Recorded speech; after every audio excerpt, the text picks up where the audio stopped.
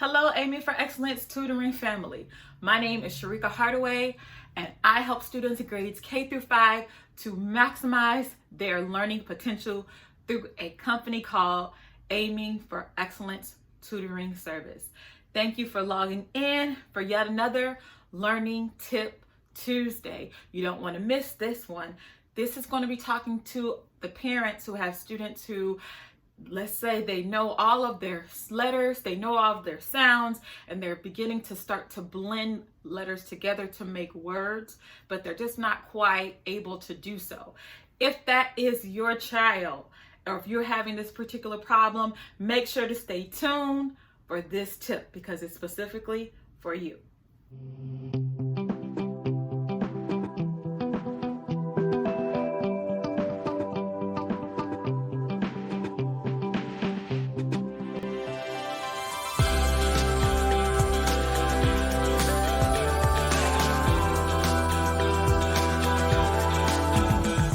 Let's jump right into it.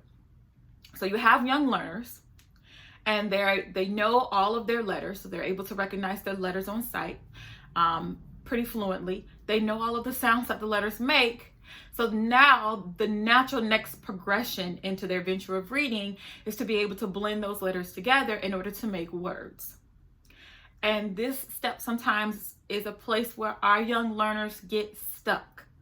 Oftentimes in my experiences as a literacy coach in school, what I would find is that my babies would, if I say k, they would say k, right? If I pointed to this, I point to the I, they say I. I point to this T, they say t. Let's do it again. K, I, t. Okay, so what's the word? And they'll say Kim, or they'll say Kip. They might say cat.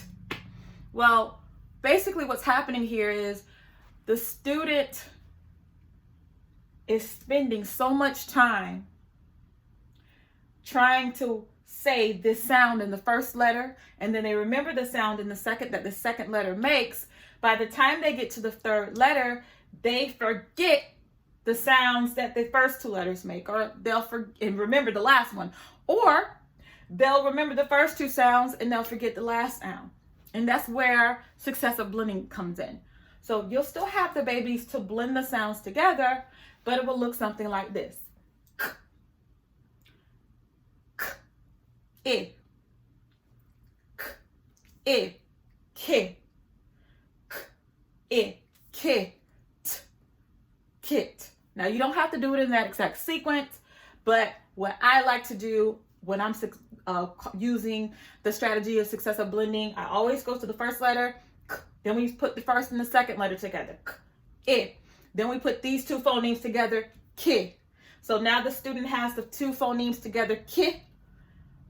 So the only thing they have to do now is sound out the last sound, kit, kit. And a child is more successful when they have been introduced to the strategy of successive blending oftentimes than they are just trying to isolate each sound or each letter and then blend the sounds together to make a word.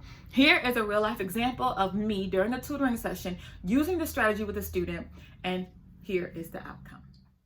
T, ah, t, ah, t, ah, ta, ta, ta, ta, ta,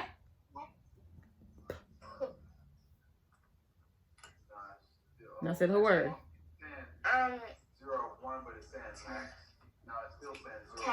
Tap. Very good. All right, well, there you have it, folks. Successive blending at its finest. Hopefully this tip helped someone. If you enjoyed this tip and would like more like them, please be sure to subscribe to our YouTube channel, where you will be notified when new videos have occurred hot off the press. Until next time, thank you for joining us, and we will see you soon.